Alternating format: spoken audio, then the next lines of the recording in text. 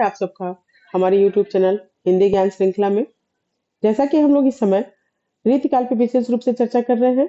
इससे पहले रीतिकाल पे बहुत विस्तृत व्याख्यान हो चुके हैं। इसके साथ ही रीतकालीन कवियों पे भी विस्तृत व्याख्यान हुआ।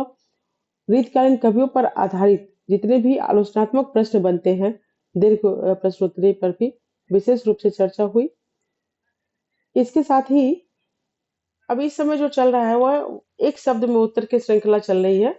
एक शब्द में उत्तर जैसे कि बीए में और नेट जेआरएफ के लिए जो बहुविकल्पीय पद्धति पे परीक्षाएं होती हैं, उसके लिए जो आप लोगों को 4 विकल्प आते हैं प्रश्न पत्र में। प्रश्न वही है, उसी टाइप के हैं, लेकिन मैं इसमें 4 विकल्प न दे करके एक शब्द में उत्तर आप लोग को देती हूँ, ताकि आप लोग को कोई भी कंफ्यूजन ना हो और पूरा कॉन्सेप्ट जो है वो आप लोग का क्लियर रहे। ये जितने प्रश्न मैं देती हूँ, उम्मीद यही करती हूँ कि आप लोग इसको जब आप देखेंगे प्रश्न पत्र में कहीं भी, तो विकल्प चाहे जितने भी दिए हो, 4 विकल्प हो, 5 विकल्प हो, लेकिन अगर आपको ये याद रहेगा, 2-4 बार आप सुन भी लेंगे तो आपके दिमाग में ये सेट हो जाएगा। और विकल्प चाहे जो भी हो, आपका मस्तिष्क जो है वो सही विकल्प को ही चुनेगा। इसीलिए मैं इसमें एक शब्द में उत्तर देती हूँ आप लोगों को।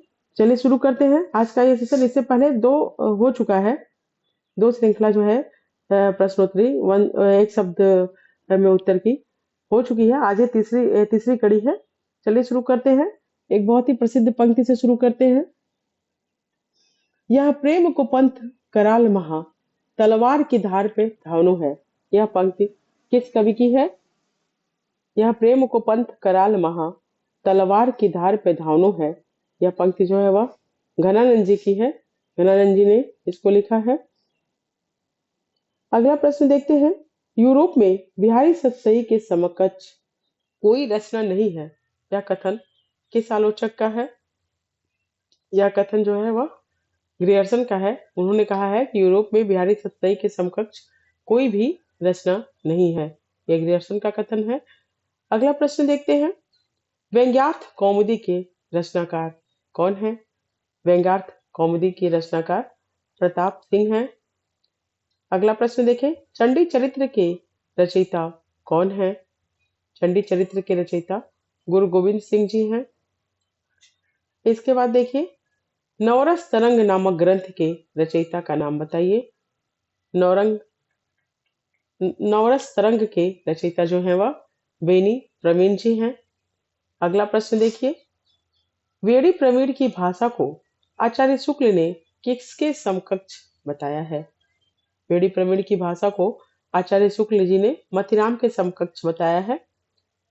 अगला प्रश्न देखिए। बिहारी सतसई की अमर चंद्रिका टीका किसने लिखी है? बिहारी सतसई की अमर चंद्रिका टीका जो है वह सुरत मिश्र ने लिखी है। अगला प्रश्न देखते हैं। रस रहस्य किसकी कृति है? रस रहस्य जो है वह कुलपति मिश्र जी की कृति है। इसके बाद अगला प्रश्न देखते हैं।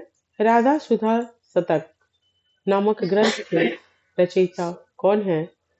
राधा सुधा शतक ग्रंथ के रचयिता श्रीहरि जी हैं। अगला प्रश्न देखिए।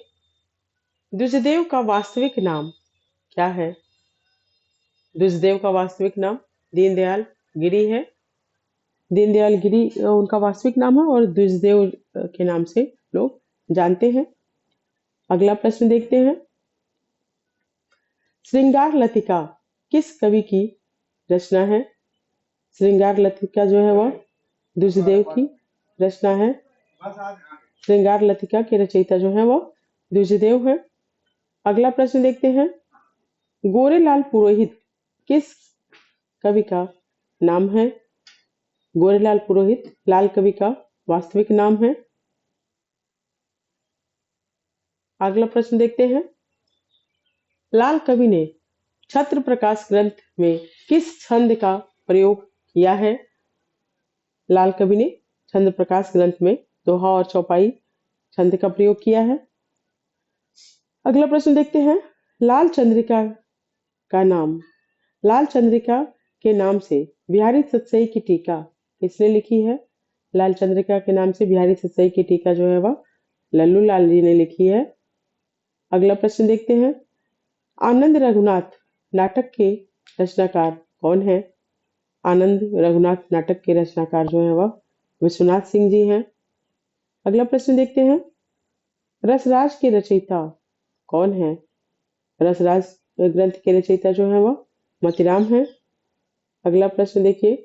मतीराम कृति ललित ललाम पर किस संस्कृत ग्रंथ का प्रभाव है? मतीराम कृति ललित ललाम पर संस्कृत ग्रंथ कुवलयानंद का विशेष प्रभाव देखा जा सकता है। कुवलयानंद का प्रभाव है ललित ललाम पे मतीराम के। अगला देखिए। भाषा भूषण में कितने दोहे हैं? भाषा भूषण ग्रंथ में कुल 212 दोहे हैं। अगला प्रश्न देखते हैं। अलंकार पंचाशिका के रचयिता कौन है? अलंकार पंचाशिका जो है वह मतीराम की कृति है। ये थे कुछ प्रश्न आज के। आइए एक बार फिर से रिवीजन कर लेते हैं इसका। यह प्रेम को पंथ कराल वहां तलवार की धार पे धावनो है। यह पंक्ति धनानंद की है। यूरोप में बिहारी सतसई के समकक्ष कोई रचना नहीं है। यह कथन गिरिहर्सन का है। व्यंग्यार्थ कौमुदी के रचनाकार प्रताप सिंह हैं। चंडी चरित्र के रचयिता गुरु गोविंद सिंह जी हैं। नवरस तरंग नामक ग्रंथ के रचयिता वेणी प्रवीण हैं। वेणी प्रवीण की भाषा को आचार्य शुक्ल ने मतीराम के समकक्ष बताया है। बिहारी सतसई की अमर चंद्रिका के नाम से टीका सुरत मिश्र ने लिखा है। रस रहस्य कुलपति मिश्र की कृति है।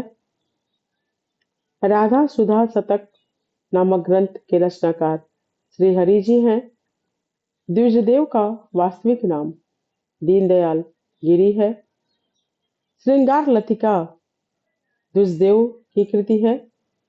गोरेलाल पुरोहित लाल कवि का वास्तविक नाम है।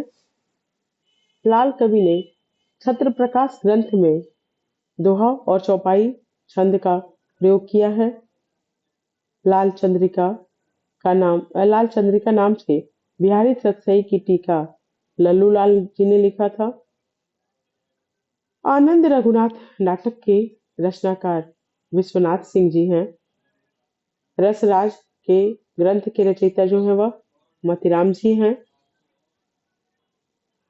मतीराम कृत ललित ललाम पर संस्कृत ग्रंथ कुवलयानंद का प्रभाव है। भाषा भूषण में कुल 212 दोहे हैं और अलंकार पंचाशिका के रचयिता मतीराम हैं। देखिए ये थे आज के ये जो प्रश्नोत्तर की श्रृंखला थी भाग 3 ये आज था। इसमें भी मैं थोड़े ही प्रश्न आप लोग के सामने रख रही हूँ। इसके पहले भी जो भी दो श्रृंखला थी, दो वीडियो था, उसमें भी थोड़े थोड़े प्रश्न आप लोग के सामने रख रही हूँ मैं। ये थोड़े थोड़े प्रश्न रखने का मेरा उद्देश्य यही होता है कि आप लोग इसका खूब अच्छे तरीके से रिवीजन कर लें। 2-4 बार अगर आप इसको सुन भी लें तो आप लोगों को पूरा पूरा कंठस्थ हो जाइए, ताकि जब भी आप लोग का जो परीक्षा पैटर्न होगा वो तो उसमें 4 विकल्प आएंगे ही, चाहे बीए के हो, एमए के हो, चाहे हायर एजुकेशन की कोई भी परीक्षा हो, सीटेट नेट जेआरएफ जो भी परीक्षाएं होंगी उसमें आप लोग देखेंगे कि आप लोग को 4 विकल्प मिलेगा। लेकिन मैं एक ही शब्द में उत्तर आप लोग को देती हूँ, इसलिए कि ये एक शब्द में उत्तर अगर मैं दे रही हूँ तो आप लोग का पूरा कॉन्सेप्ट एकदम क्लियर होगा। अगर 2-4 बार भी सुन लेंगे तो आप कितने भी विकल्प के बीच में सही विकल्प को चुन पाएंगे। इसी उद्देश्य से मैं एक शब्द में उत्तर देती हूँ ताकि कोई कंफ्यूजन आप लोग को ना हो। मेरा पूर्ण उद्देश्य यही होता है कि आप लोग की तैयारी इतनी अच्छी तरीके से हो कि कहीं भी कोई भी प्रश्न पूछा जाए तो उसका तुरंत आपको सटीक उत्तर आपके दिमाग में आ सके। इसी से मैं हमेशा एक शब्द में उत्तर देती हूँ। उम्मीद है आप लोग को मेरा यह प्रयास अच्छा लग रहा होगा। इसके साथ ही अगर देखा जाए तो आलोचनात्मक प्रश्नों को भी मैं बहुत विस्तार से पढ़ाती हूँ। अगर आप लोग पिछले वीडियो में देखेंगे तो रीतिकाल के सभी कवियों पे आलोचनात्मक प्रश्न भी हैं।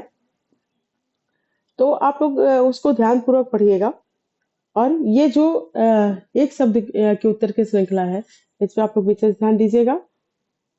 मिलते हैं कल के वीडियो में। कल भी एक इसी का चौथी कड़ी आएगी आप लोग के सामने, एक शब्द उत्तर की, रीतिकाल पे जो आधारित प्रश्न होंगे। मिलते हैं कल के वीडियो में। तब तक के लिए अगर आप लोग को मेरा यह प्रयास अच्छा लगे, मेरा वीडियो अच्छा लगे, तो मेरे चैनल को सब्सक्राइब कीजिए, लाइक कीजिए, शेयर कीजिए, और अगर कुछ और जानने की इच्छा हो तो कमेंट कीजिए। आप लोग को उस किसी भी प्रश्न का उत्तर दिया जाएगा। मिलते हैं कल के वीडियो में, तब तक के लिए धन्यवाद।